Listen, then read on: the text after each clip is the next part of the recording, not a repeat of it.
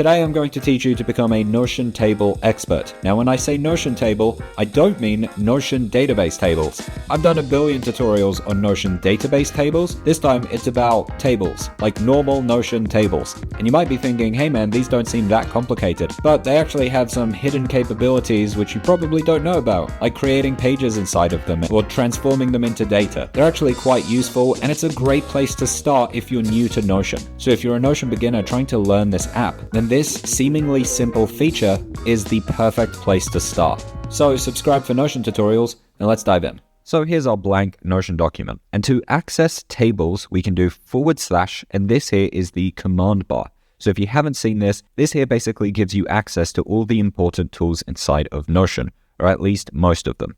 One of them here is called Table View. And this here, as you can see, is a database. But we will not be working with that today.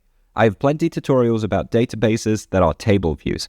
Instead, we are just going to use a very simple table. And to make it nice and confusing, they have the same icon. So we'll click here on table. This here is the basic table we'll be working with today. So let's go through the basics. We have the rows, which are these here. And we have the columns, which are these here. You can change the width of the columns by dragging these lines here. And then you can simply change how wide they are. If you want to add a row, you hover down here and you can see the plus to add a new row. And if you want to add a column, you head over to the right and you can add one here. You can also add columns to the left and right by clicking on one of these rows here and clicking on these 6 dots. That will allow you to insert left or to insert right. The same thing goes with the different rows. If you want to add one above, you simply click here, click on the 6 dots and say insert above or insert below. If you want to delete a row, you simply click on that row and do delete. If you want to delete a column, you simply click on the column and do delete. You can also, let's say this says 1, 2, 3. If you want to duplicate an entire column, you can also click here on the 6 dots and do duplicate. That will duplicate all of the content inside of that column. And the same thing goes for rows. So you can duplicate all of the content inside of that row. So as you can see, it duplicated 3, 3, 3, 3.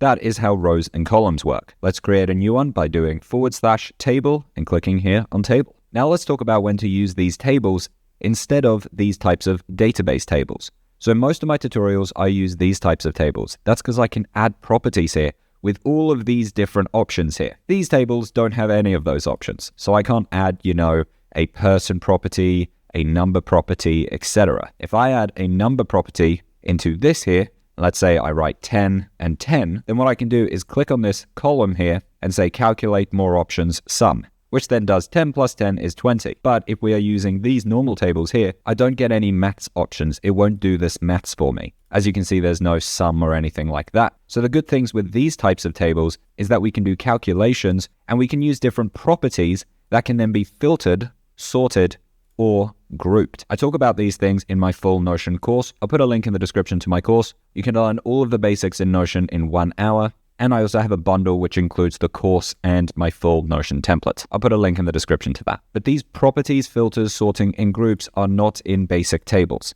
So when should you use a normal table instead of these database tables? Well, quite frankly, it's a lot easier to use these and write stuff down, add columns and all of that stuff than it is to use these types of databases. So I find it's best to use these here when you just want to do something quickly. The second reason is when you have data or ideas that you don't want to filter, sort, or to group.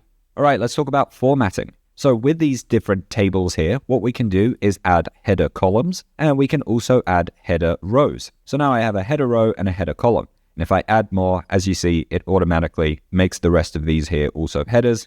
Same idea for columns. As you see, the header is also added to these. And if I write text here and text here, as you can see, this here is bold. But we can actually change the formatting of text that is in these cells as well. So if I highlight the text here, as you can see, I can make it bold. I can also make it italic. I can also make it underlined. I can also do a strike through. There's also other stuff such as code and equation. Another thing you can do is change the color of the text. And I'm going to show you how color formatting works because it is slightly different. Here what I can do is make this background text yellow. But what I can also do is make this entire row yellow. If I were to now move this column, that is applied to the column, as you can see. So the yellow setting stays on this row that I am dragging around. So that's how formatting works with tables. Now let's talk about pages. Now, if you don't know, in Notion, these different rows in databases are actually pages. So if I just call this page 1, as you can see, I can open this up. So this here is a page. I have pages inside of my tables. If you're new to Notion, the idea of pages is we can have pages inside of pages.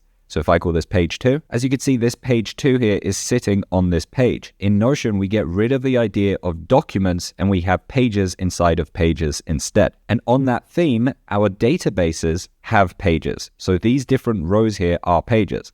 But these tables here, they don't have pages. So if I write text here, as you can see, I can't open this up. Now there's a caveat with that because there's actually a secret way you can make this into a page, which most people don't know about. So what you do is the plus symbol and then write whatever you want to call the page. So I'll call it text. And then here you could see add new text sub page. So I can click on that. I have now created a page inside of this table. And if I click on that, as you can see, I open this up. Now this is quite cool, I won't lie, and it's a feature most people don't know about, but I wouldn't recommend it because if you were to delete this table, that page that was living inside it is now gone completely. But to be fair, that is also how these pages work. So this page 2 here, if I were to delete this row here, that page 2 is also gone. So that is how you can have pages inside of tables. All right, let's talk about the last thing to understand. Now, what often happens is a lot of people start using tables like this and start adding in information. So you did a 60-minute workout, 60-minute, 30-minute, 30-minute. And after a while, you realize, hey, you know what? This would actually be better as a database instead. So you realize, actually, I want this to be automatically calculated, for example, or I want to work out the percentages, how many of my workouts were good, just as an example. Well, instead of copying and pasting this information, what we can do is instead click on these 6 dots here. So not these 6 dots, but instead these 6 dots here. And what we can do is turn into database. So if I click turn into database, as you see, it converts this to a typical Notion database. Now, by default here, you can see that these are text columns. But what you can do is click here and we can change the type. That way I can make this into a number property. And now I can do that calculate feature, more options, sum. So I can see 180 in total. Or if I wanted to see good versus bad, and the type here is a select property, as you can see, it changes these here to good and bad, allowing me to now group this information, for example. Or perhaps you could now filter this, saying filter where this number here is equal to 60. So now I only see the workout that was 60 minutes long. But again, you can only get filters, sorting, and groups by using these traditional databases. If you want to learn about databases, check out my course linked in the description. Or if you want to see my full Notion template, then click on this video here. It handles your tasks, projects, life buckets, and so much more. Thanks for watching. I hope you found this useful.